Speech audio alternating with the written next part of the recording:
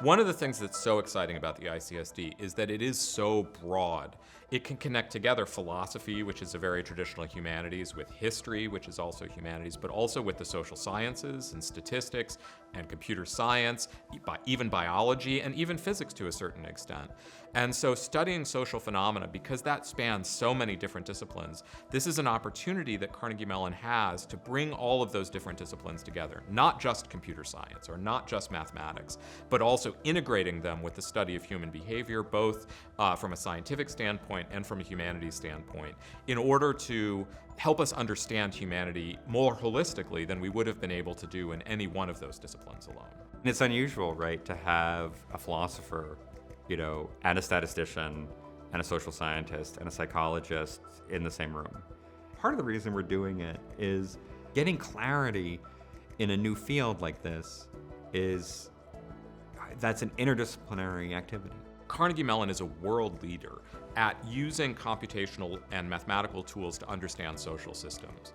That was the motivation that brought about the Institute, was really one of trying to bring together people in a new way that were already here doing exciting research, but in a way to create synergies that weren't there before.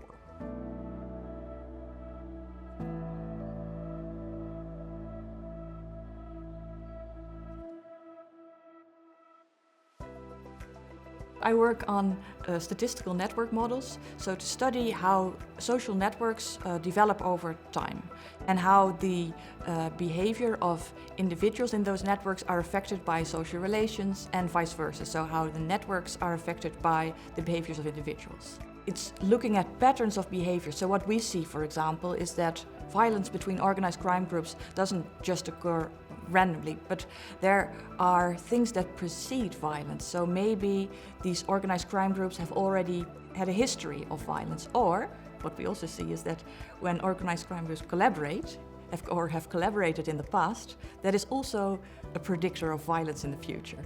One of the topics that we're studying a lot is the spread of misinformation, disinformation, fake news. So thinking about is there a structure of the social network that encourages the spread of misinformation, and how might that change?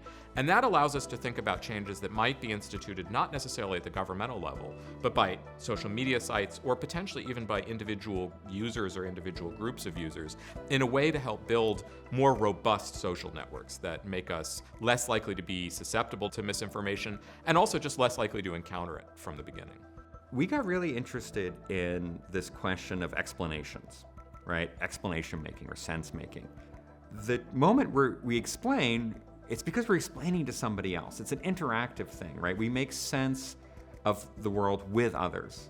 Usually we're all looking at the same thing, right? We're looking at whatever it is, 9/11, the Trump election, Ukraine, we're all looking at it. We've all heard explanations before. And so we're getting at that social aspect of how you kind of navigate as a person, not just the facts, right, but also these other opinions that are flowing in.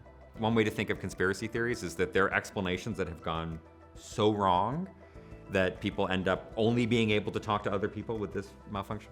It's this kind of thing you can only really do at a place that has, it's enabling you to work at the psychological level, but also at this social level simultaneously.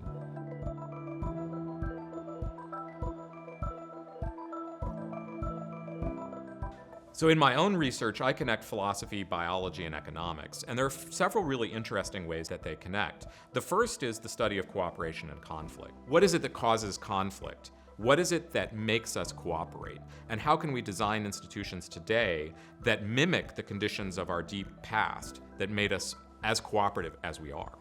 Humans are complex.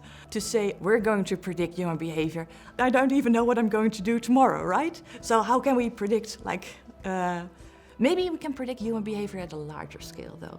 So I don't know what you'll have for breakfast tomorrow, but maybe we can predict where riots will take place based on data that we see online. So that large scale behavior may be easier to predict.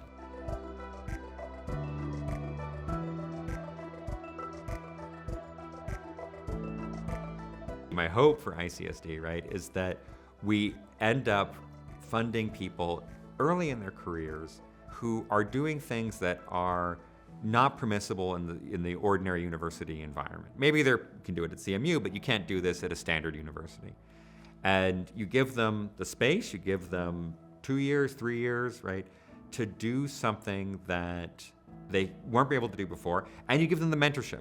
I'm a postdoc at the Institute for Complex Social Dynamics. This experience is helping me navigate how to communicate the different disciplines and share my work across disciplines as opposed to being very kind of pigeonholed in maybe psychology. I think it's like also opening my work up to like a larger platform as well. And I kind of feel like that's where innovative discoveries are going to happen, is at this intersection of many disciplines coming together and tackling these problems. We want to build the next generation of scholars who see research in a different way. Their goal is not to necessarily understand the world through an economic lens or through a psychology lens or through a philosophy lens, but rather to use tools from many different disciplines in order to really understand the world holistically and be able to model it and predict it in ways that any individual discipline was unable to do in the past.